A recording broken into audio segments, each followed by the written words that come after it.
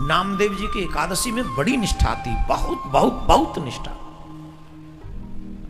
नामदेव जी तो इतना निष्ठा रखते थे एकादशी में कि न तो अन्न खाते हैं और न किसी को अन्न खिलाते हैं एकादशी के दिन। अन्न खिलाते भी नहीं है वो, किसी को नहीं, कोई आ जाओ, किसी को नहीं खिलाते।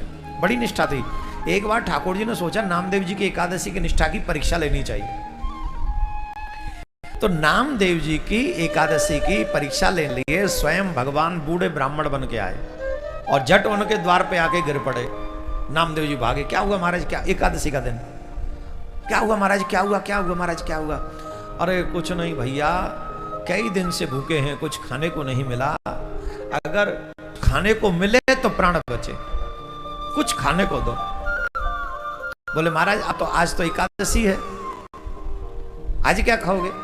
अरे बोले आप एकादशी नहीं रहते? अरे बोले भैया तुम जानते तो हो 5 साल तक बच्चा और 90 साल के बाद एकादशी न रहे तो उसे कोई दोष नहीं लगता, और हमारी आयु है 120 वर्ष, 25 वर्ष, 125 साल के हो गए हम, इतने बूढ़े बन के गए, 125 साल के हो गए, अब रहा नहीं जाता। 3 दिन से वैसे ही कुछ खाने को नहीं मिला, अभी अगर कुछ खाने को नहीं मिला तो हमारे प्राण निकल जाएंगे। नामदेव जी बोले तो और कितना जियोगे, और कितना जीने की इच्छा है? लोग 100 साल में ही चले जाएं, बहुत है, तुम तो महायात्रा कर चुके, 120 इनफ होती है, 125 जी चुके हो, लीला पूरी होने दो। और आज वैसे एकादशी, आज प्राण निकल गए तो फिर लौट के नहीं आना पड़ेगा, आज तो बैकुंठनाथ के दरवाजे खुले, आज के दिन जो मरेगा सीधे बैकुंठ जाएगा। अरे नहीं नाम भाई कुछ दो खाने को, तो बोले ठीक है हम अन्न तो नहीं देंगे, आप दूध ले लो, आप कुछ दही खा लो, आप कुछ फल फूल खा लो। बोले कुछ नहीं खाएंगे, हम बचेंगे तभी जब हमें दाल भात खाने को मिले। अब भीड़ इकट्ठी हो गई, नामदेव तो एकादशी के दिन किसी कुछ देता ही नहीं, अब क्या होगा? बोले महाराज देखो चाहे आपको कुछ भी हो, हम तो अन्न नहीं देंगे, आप फल खाने फल ले लो, दूध ले लो, और जो चाहिए सो ले लो, पर अन्न नहीं देंगे। अरे हमारे प्राण निकल जाएंगे, हमारे प्राण निकल जाएंगे। बोले प्राण निकल जाएंगे, निकल जाने दो, तुम्हारे प्राण निकल जाओ, आज का दिन तो अच्छा है, बड़ा श्रेष्ठ एकादशी का दिन है,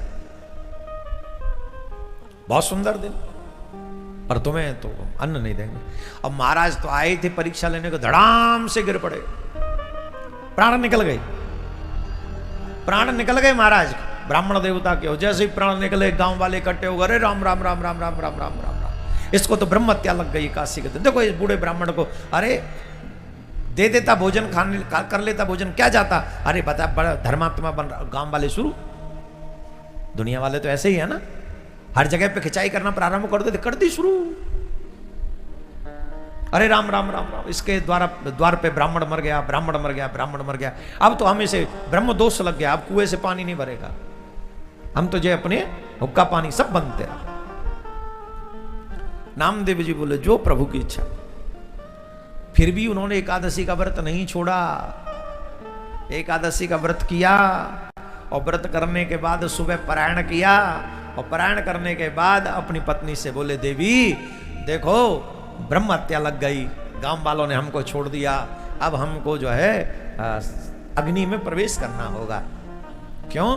क्योंकि ब्रह्म हत्या ये कोई साधारण दोष नहीं है, तो अब हम इस शरीर को रख के करेंगे क्या? ब्राह्मण देव को चिता में बैठा लेंगे और इन्हीं के साथ हम भी समा जाएंगे। तो देवी बोली मैं भी आप ही के संग समाऊंगी। बच्चा बोला मैं भी आप ही के साथ अग्नि में प्रवेश करूंगा। देखो धर्मनिष्ठा, इसको कहते हैं निष्ठा। और हमारी निष्ठा तो क्षणे निष्ठा क्षणे पुष्टा, रुष्टा निष्ठा पुष्टा पुष्टा क्षणे क्षणे। एक क्षण में रुष्ट हो जाए, एक क्षण में पुष्ट हो जाए, एक क्षण में निष्ठा हो जाए, और एक क्षण में अनिष्ठा हो जाए। हमारी कोई निष्ठा की वैल्यू नहीं, पता ही नहीं कब होगी और कब निकल जाएगी। ये ठीक नहीं है।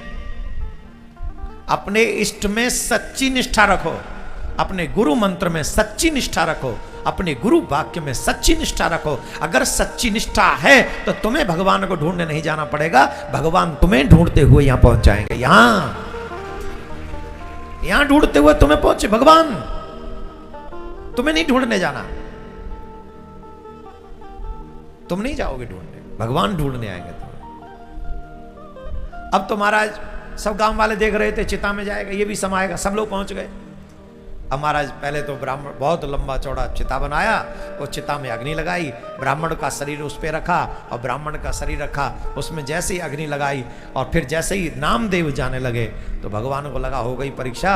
और 125 साल के बूढ़े ब्राह्मण बन के लेटे हुए चिता पे, और चिता पे जब लेटे हुए तो जैसे अग्नि ने थोड़ा सा स्पर्श किया होगा, ठाकुर जी कुलबुलाए होंगे अंदर ही अंदर, और जैसे ही थोड़ा गरम गरम लगा होगा तो ठाकुर जी तो लीला करते, ठाकुर जी ऐसे तो है नहीं, अग्नि में क्या सामर्थ्य जो ठाकुर जी को जला सके, क्या उसकी इतनी वैल्यू है?